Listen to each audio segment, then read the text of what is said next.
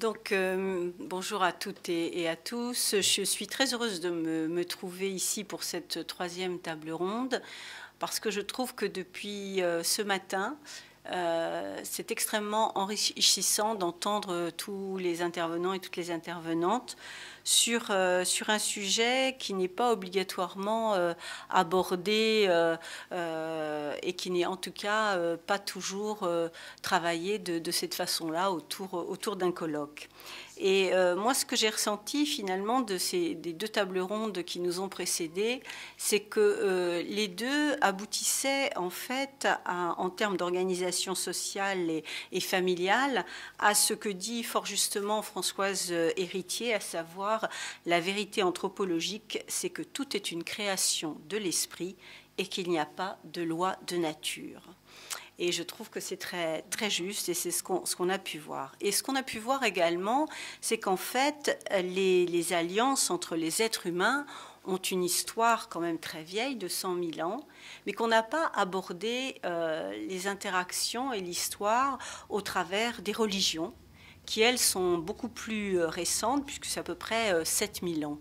Et pourquoi j'en parle? C'est parce que je trouve, effectivement, c'était un petit peu abordé au travers d'une question tout à l'heure, mais j'en parle parce que, de mon point de vue, les religions, et notamment les trois religions monothéistes, ont un rôle particulièrement important dans la structuration de la société, dans la structuration de la famille, puisqu'elles légitiment le rôle subordonné des femmes et qu'elles condamnent dans le même mouvement l'homosexualité et l'homoparentalité, avec des différences bien sûr entre elles. Elles imposent un modèle de famille unique qui garantit le rôle de chacun, la filiation, l'héritage, etc. Donc je pense que c'est aussi important qu'on ait un échange sur cette question-là. Et on s'aperçoit qu'au fur et à mesure des luttes, des droits conquis par les femmes, les rôles assignés dans le couple, au sein de la famille, se modifient. Et je pense que ça explique la montée des forces réactionnaires en France et en Europe pour contrecarrer ces évolutions dans les rapports familiaux. S'il y a une dimension morale, même moralisatrice, à ne pas occulter, il y a également la défense d'un système économique, le système capitaliste, qui a servi les femmes tout autant que les hommes. La femme au foyer ou à temps partiel permet à la société de réduire ses dépenses publiques. Il me semble que là aussi, il faut qu'on ait cette idée en tête, que ce soit au niveau de la garde des enfants, que ce soit également l'accompagnement des personnes en situation de perte d'autonomie, étant entendu que les femmes ont des qualités naturelles et qu'en fait, elles le font avec plein de bonne volonté. D'un autre côté, il y a effectivement la possibilité du fait pour les hommes de ne pas compter leurs heures et de rester très longtemps sur leur lieu de travail. Et c'est en cela que le capitalisme et le patriarcat se nourrissent mutuellement sans se confondre, qu'ils s'alimentent, qu'ils se nourrissent, et que, pour moi, il est important de dénoncer ces deux systèmes d'exploitation et de les combattre, je dirais, dans le même mouvement. Et nous avons vu, et ça a été souligné par les différents intervenants qui m'ont précédé, c'est que la droite utilise très fortement le thème de la famille pour investir la rue. Les manifestantes et les manifestants ont vilipendé la promotion des lois sur l'apprentissage de l'égalité entre les filles et les garçons, les femmes et les hommes dans le milieu scolaire, en défendant la famille mise en danger par le fait que les ABC de l'égalité seraient facteurs de développement de l'homosexualité. Un nouveau cheval de bataille pour ces intégristes de tous bords, allant de la droite à l'extrême droite et s'opposant au mariage pour toutes et tous sur des critères d'une société figée. L'apprentissage de l'égalité, le mariage de personnes de même sexe serait pour eux un objectif des pouvoirs publics pour imposer la théorie du genre. Avec de telles lois, la famille traditionnelle, faite d'un père, d'une mère, d'un ou de plusieurs bébés, serait menacée de disparition. Sacrilège. Notre bonne vieille France d'obédience catholique perdrait la soi-disant cellule de base de notre société, la famille dite traditionnelle. Pour les réactionnaires familialistes, partisans du maintien des femmes sous domination patriarcale depuis toujours, mais je dois dire aussi à l'origine des commandos anti-VG, leur croisade a trouvé de l'écho à droite. Une droite qui est venue grossir les défilés en mettant en avant des idées d'ordre, d'autorité, d'identité. Elle veut sauver la famille, les enfants, et on a entendu quand même des arguments extrêmement grossiers, mais qu'il ne faut pas sous-estimer, c'est-à-dire il fallait absolument empêcher les petites filles de devenir des petits garçons et inversement.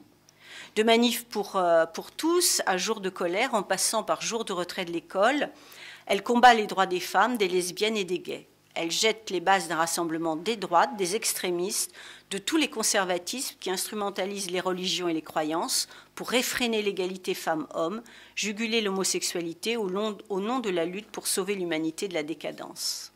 Et le gouvernement renonce à tout ce qui, de près ou de loin, risque d'ouvrir un débat de société. Donc, il ne mène pas un débat de fond. En disant cela, je ne me réjouis absolument pas de constater, jour après jour, cette fuite en avant des différents gouvernements Hollande. Mais les politiques qui sont menées dans la droite ligne des choix de Bruxelles, les altermoiements qui sont aussi marqués par de l'improvisation, entraînent une grande insécurité. L'impression que tout peut être mis en cause, qu'il n'y a ni limite ni tabou. Et dans une période de crise profonde, sociale, économique et politique, la famille demeure une valeur sûre, sur laquelle on peut compter quand tous les repères cèdent. Et pour illustrer mon propos, je vais prendre un exemple, celle de la loi sur la famille, parce que je pense qu'on ne peut pas parler seulement de la construction de la famille, des familles, sans penser aux politiques familiales qui sont menées. Et même si je suis d'accord sur ce qui a été dit tout à l'heure sur l'héritage qu'on a au niveau de cette construction des politiques familiales, on voit là que ces politiques familiales, elles sont construites, elles sont élaborées pour renforcer une certaine vision des rôles sexués de chacune et de chacun, et donc une certaine organisation de la société. Et comme exemple, je vais prendre la loi sur la famille. Vous savez que le gouvernement avait annoncé une grande loi sur la famille, mais très vite, elle en a rabattu sur ses ambitions. Donc il n'y a eu aucune prise en compte justement de ce dont on a parlé tout au long de la journée, c'est-à-dire du fait qu'il y avait aujourd'hui, il n'y avait plus de modèles, il y a des familles monoparentales, des familles composées de même sexe, etc. Et on a bien vu, on a bien senti que l'égalité des droits pour toutes ces familles, est encore loin d'être acquise, puisqu'on sait très bien que la loi, aujourd'hui, a des limites et qu'il y a besoin, effectivement, de la modifier, de l'améliorer, de la changer. Je pense, par exemple, que même si la loi permet juridiquement aujourd'hui à tout couple marié, quelle que soit son orientation sexuelle, d'adopter, la réalité est tout autre et des discriminations demeurent. On assiste à un véritable parcours de combattants et de combattantes, d'ailleurs, pour nombre de familles, parce qu'on n'a pas adopté le statut de beaux-parents, on ne l'a pas adopté, on ne l'a pas non plus créé. Même si on voit qu'il y a eu des bougées, mais ça, on le dira au niveau de notre discussion. En tout cas, à défaut de grandes lois sur la famille, le gouvernement a choisi de faire des économies sur le dos des familles. Et ça aussi, ce n'est pas innocent. Je n'aborderai pas ici la réduction du congé parental sous couvert d'égalité entre les femmes et les hommes, mais je veux dénoncer la question de la modulation des allocations familiales. En effet, la réduction des allocations familiales en fonction du revenu a été adoptée sous prétexte de justice sociale, à un moment où le pouvoir d'achat des ménages est plus que jamais en berne. C'est une remise en cause du principe d'universalité, socle de la sécurité sociale et des services publics en France, promu en 1946. Il s'agissait, vous le savez, d'assurer l'égalité de tous face aux prestations, quitte à répartir l'effort via les cotisations. Et déjà, dans les années 90, la droite et une partie de la gauche avaient cherché à remettre en cause ce principe.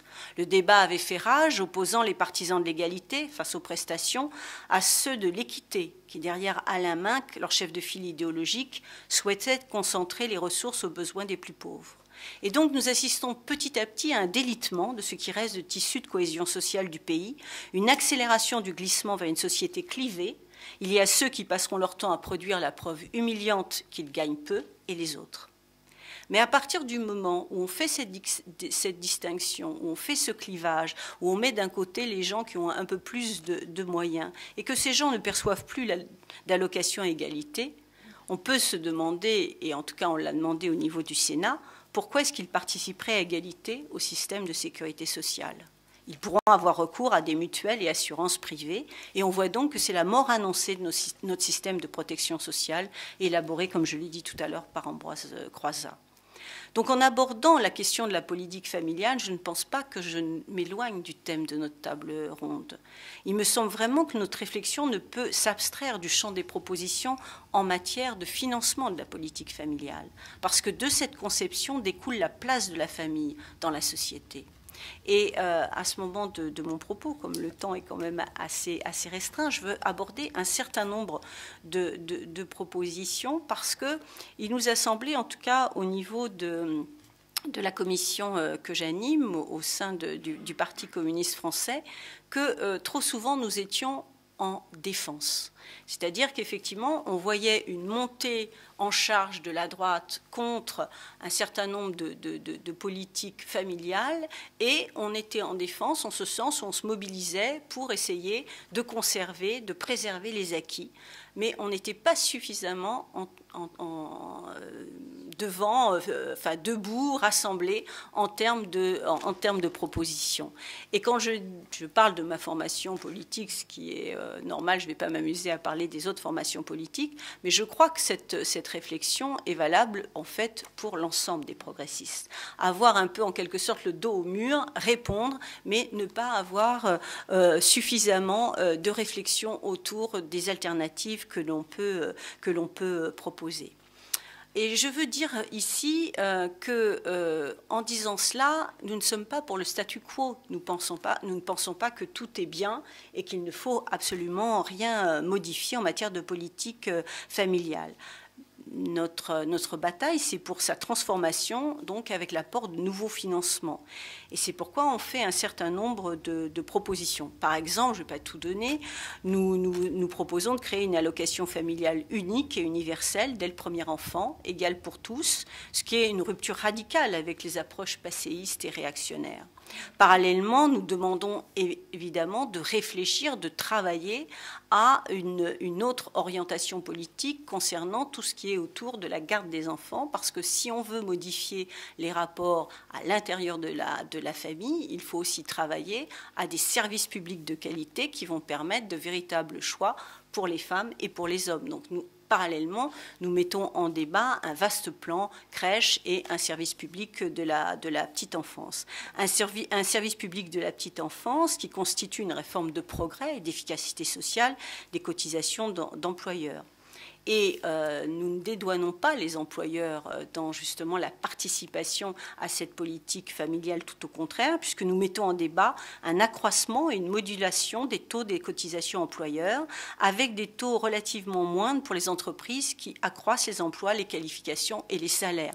On constate aujourd'hui qu'il y a une politique qui est développée par le gouvernement dit de gauche, soi-disant pour développer l'emploi, pour réduire les inégalités, etc., en faisant des cadeaux sans aucune demande de contrepartie au niveau des entreprises. Nous proposons qu'il y ait effectivement une politique qui soit menée, mais qui favorise, je dirais, les entreprises vertueuses, c'est-à-dire celles qui respectent effectivement l'emploi, qui développent l'emploi, la formation, qui respectent l'égalité entre les femmes et les hommes, au niveau professionnel comme au niveau salarial. Je le dis parce que je pense que c'est extrêmement important.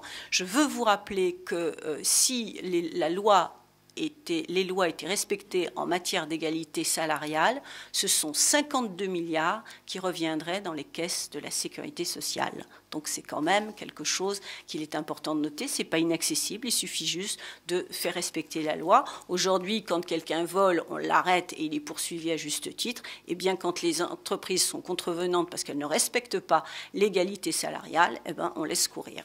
Nous proposons aussi une nouvelle cotisation sur les revenus financiers des entreprises et des banques, 300 milliards en 2012. Au taux de cotisation actuel de 5,4%, cela rapporterait à la branche famille 16 milliards d'euros. Donc vous voyez, le gouvernement jongle avec les millions, les milliards, le MEDEF aussi, se plaignant qu'il n'y en a jamais assez. Bien là, je viens vous donner deux exemples effectivement assez concrets qui se comptent en milliards d'euros et qu'il est tout à fait possible de mobiliser dans l'intérêt d'une autre politique au niveau des familles, au niveau de la protection sociale. Une politique donc ambitieuse, certes, mais possible, à condition d'en avoir la volonté politique et donc de modifier modifier les choix politiques qui sont faits aujourd'hui.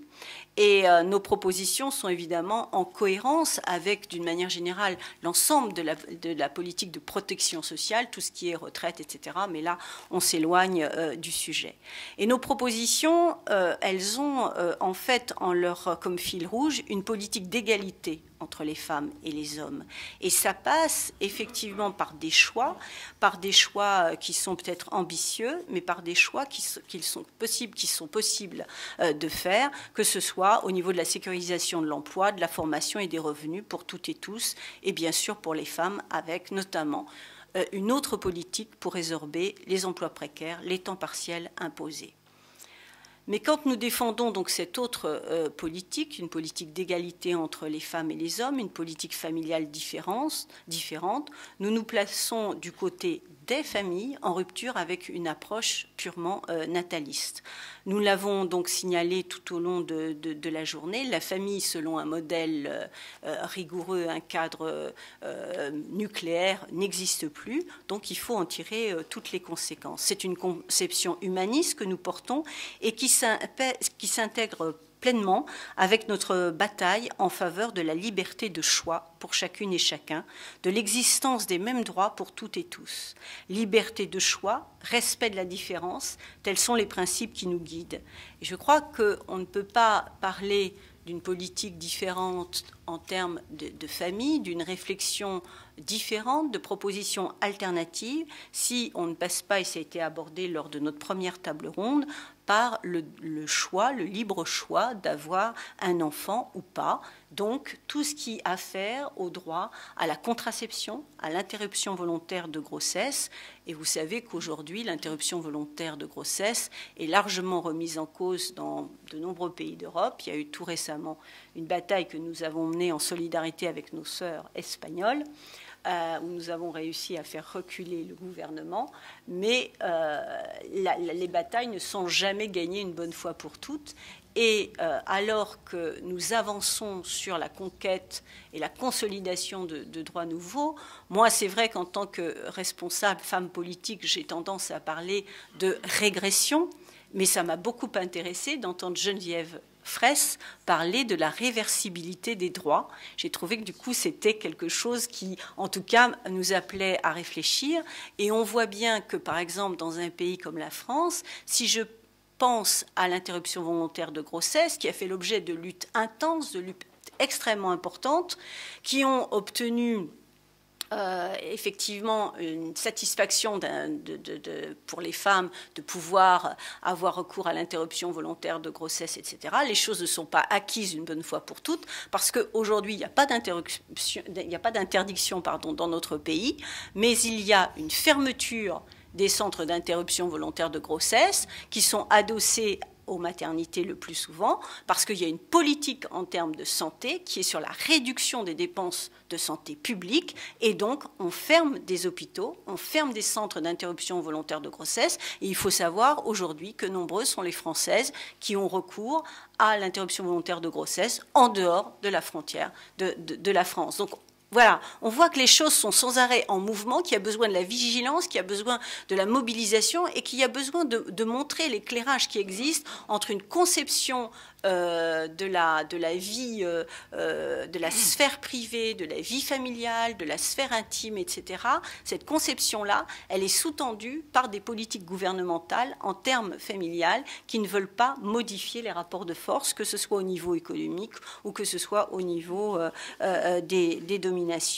Et j'en profite donc pour dire qu'on pourrait aussi englober dans cette réflexion que nous avons en termes de politique familiale, parce que c'est lié, c'est tout ce qui concerne aussi les questions de procréation médicalement assistée et de gestation pour autrui, parce que là, il y a une volonté affichée d'essayer un petit peu de faire un brouillage, et on en arrive à, en fait, une politique qui veut s'imposer comme étant une politique de bon sens. Hein. On voit dans quelques jours, le 19 juin pour être précise, il va y avoir un rapport qui va être mis devant le Parlement européen pour reconnaître une gestation pour autrui éthique. Je mets plein de guillemets à ça. Mais qu'est-ce que ça veut dire? Ça veut dire une marchandisation des corps. Dans une période de crise profonde, mondiale, en fait, certaines femmes vont devoir louer leur ventre pour satisfaire une minorité. C'est ça que ça veut dire. Donc je l'aborde ici parce que je trouve que les choses sont tout à fait liées quand on parle d'une politique familiale différente, parce que les mêmes qui remettent en cause un certain nombre de schémas remettent en cause, pour des raisons différentes, des combats que les progressistes mènent. Je pense, par exemple, à tout ce qui travaille, soi-disant, le programme du Front National, mais qu'il ne faut pas minorer parce qu'un certain nombre de femmes se laissent berner du fait que Marine Le Pen est une femme et qu'elle apparaît, soi-disant, comme une féministe, mais elle ne l'est pas du tout. Et ça, je crois que je suis face à un public convaincu, donc je n'ai pas besoin de développer. Voilà, je ne m'étendrai pas davantage. Je voulais brosser en 10 minutes, un quart d'heure, les aspects qui me semblaient importants d'aborder quand on veut proposer des solutions alternatives aux politiques qui sont menées depuis des années, mais qui sont renforcées de mon point de vue aujourd'hui, parce qu'il y a donc ce renoncement d'un gouvernement dit de gauche et une volonté vraiment de mettre sous le tapis tous les débats de société. Donc je veux juste insister sur la notion évolutive de la famille et du reflet évident qu'elle renvoie de la société. Et je terminerai mon propos en me référant à Engels, il y a Pierre comme référence, qui a vivement critiqué le modèle de la famille bourgeoise. Il a notamment, vous le savez, révélé le fondement économique de l'inégalité entre les femmes et les hommes et montré comment l'émancipation des femmes passe par l'abolition du mode de production capitaliste. Et en tant que communistes, c'est cette conception de la société que nous portons, mais nous l'associons à une lutte contre les rapports de domination sexiste, sans quoi il ne pourrait pas y avoir de transformation de la société. Et j'espère que les propositions que j'ai vite évoquées, mais je sais que j'ai déjà un petit peu débordé. Ça va, je suis juste dans les temps. Alors donc, encore 2 minutes. Ben, je conclus en disant que j'espère que les propositions que j'ai abordées alimenteront la réflexion et notre débat. Je vous remercie.